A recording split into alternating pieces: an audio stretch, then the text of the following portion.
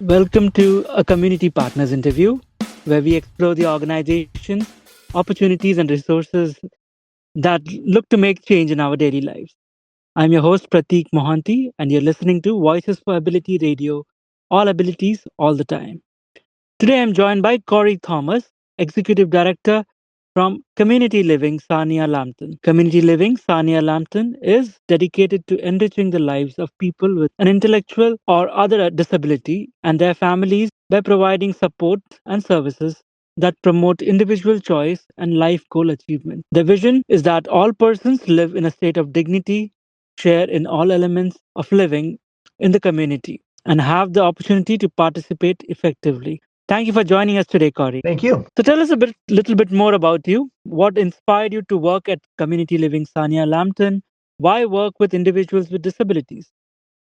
Sure. So there's two answers to that question. So one was I have personal family, close family friends that two different friends of mine who had children and now they're now adults with intellectual or developmental disabilities and some physical disabilities as well. So I had a front row seat to the challenges, the opportunities, the good and the bad in both those families. So that was, I had that insight. I ran a children's rehabilitation organization in Northern Ontario, and we partnered a lot with about, I'd say 13 or 14 different kind of community living organizations across Northeast Ontario. And I got to learn a bit more about those organizations, and they weren't all exactly the same. It depended on the communities of service and a whole bunch of different things. And so it was, but they all were doing very interesting work about really maximizing participation in the community, which I think is important. I have a long history of working with diversity, diverse populations or equity-seeking populations, which certainly people with a disability would be considered that. And so I've worked with that population in the past as well as others. And so I've always had a commitment to, inclusion. And I think that's a big part of what our organization is about.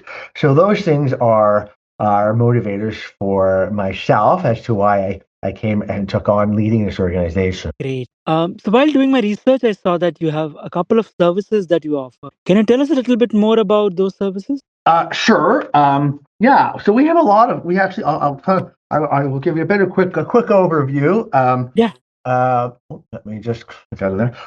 So we offer a day options or day program, which is Monday to Friday, and it's out of a couple of an activity center and a community first center located in Sarnia, and then they do a ton of work taking people out into that community, and that can be supporting them in all kinds of different ways. A lot of it's around inclusion and engagement in the community and social recreation. It also provides sometimes respite for primary caregivers. For example, if parents are caring for an individual, but they also need to work, our day program can provide supports in that sense from a respite perspective. We provide we have an employment services program which supports all adults with disabilities, and we have a specialized summer youth employment program which works with high school students who might identify as having a disability.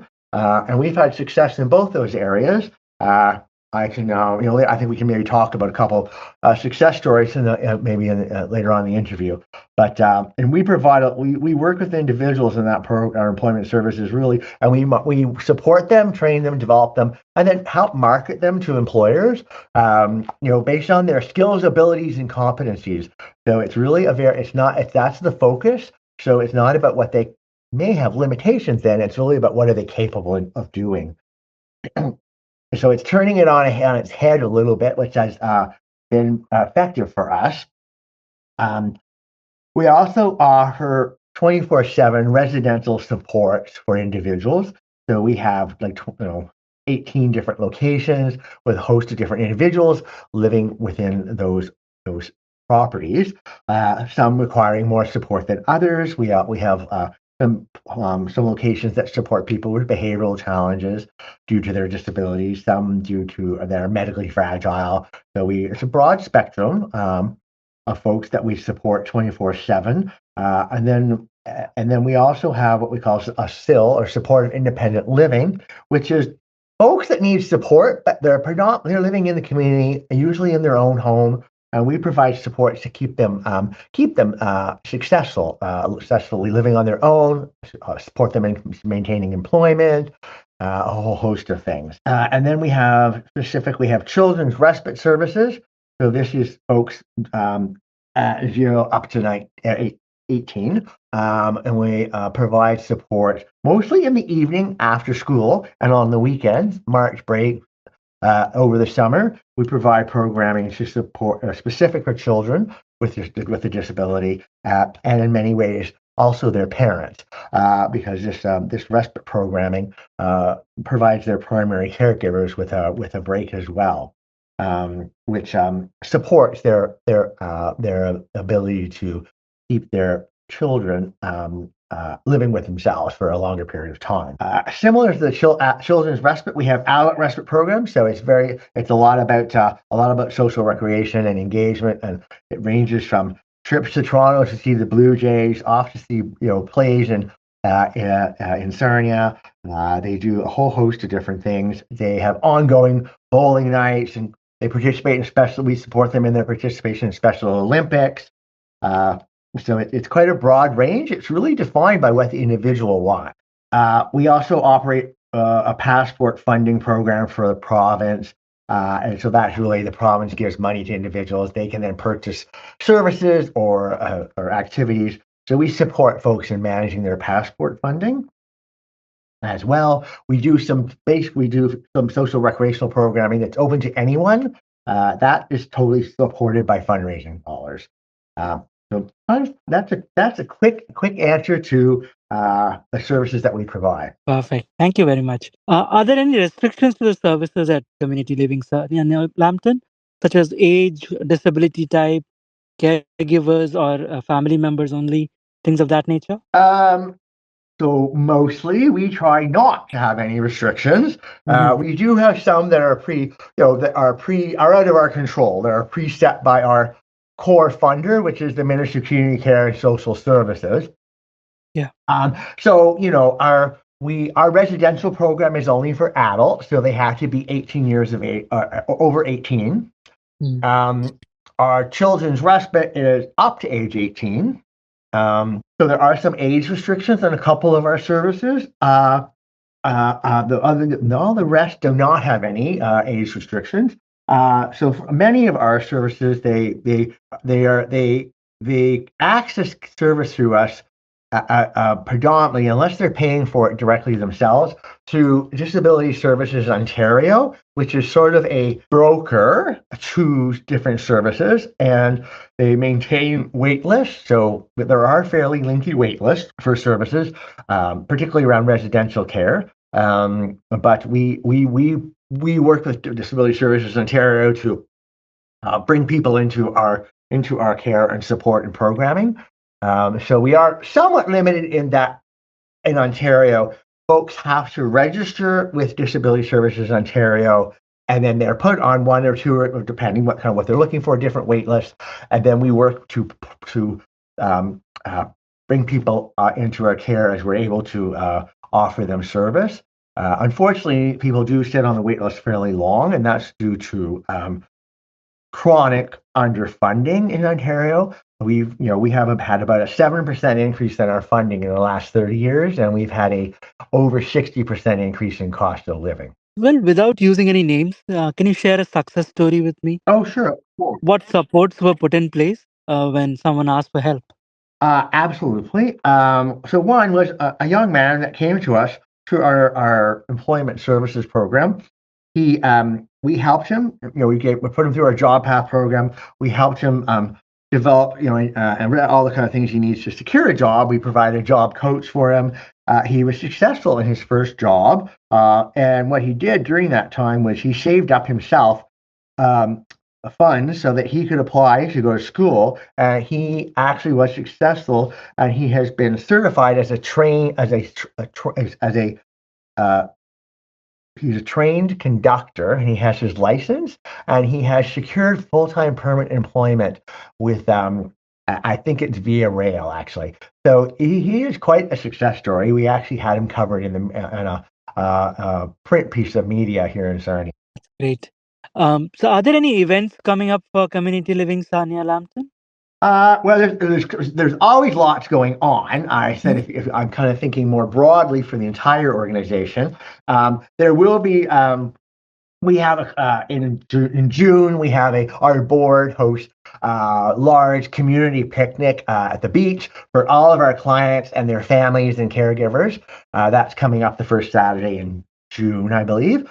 And then we have the month of May is Community Living Month, and we do different things that month with our clients and families. It ranges. That's still kind of in the planning process. But there's there's kind of a lot of activities going on all the time, and it kind of they often change depending what our clients or individual supporters are looking for. Something big that's really exciting that we're doing. We are taking approximately between 4 and 6 individuals on a trip to Europe and a Meridian cruise. So 3 staff are going with 6 clients. This is a dream, a lifetime dream for some of them.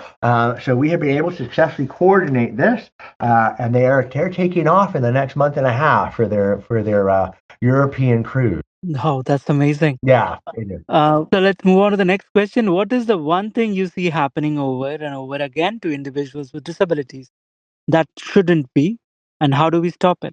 Well, there's probably several things that I could say about that. But I think, I've recently reviewed some research about this, and it's sad and unfortunate because, there are higher rates of poverty for folks who are disabled.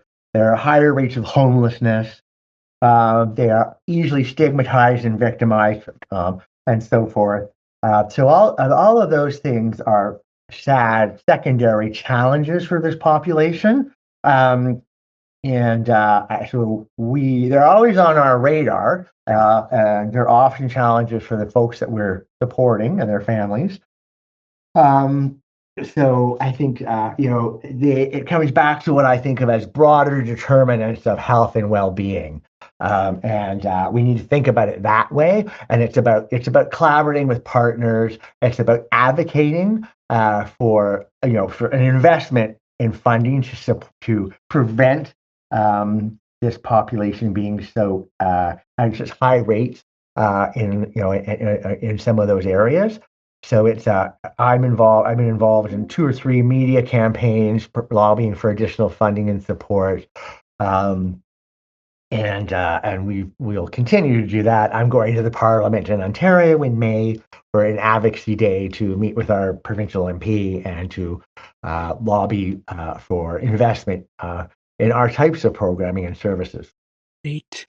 Well, if someone wanted to become a member or volunteer with Community Living Sarnia Lambton, what is the process for joining as a member or volunteer? So, as a volunteer, we do have a volunteers program. It's run through our human resources department, and we're always open to volunteers.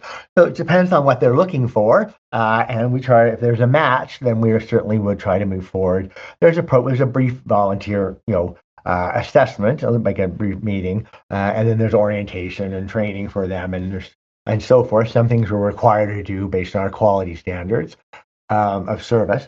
And so we're fairly open. If we're able to accommodate someone's interest around volunteering, we will try to work with them so that that we get something out of it, but so do they. So that's kind of how we deal with volunteers.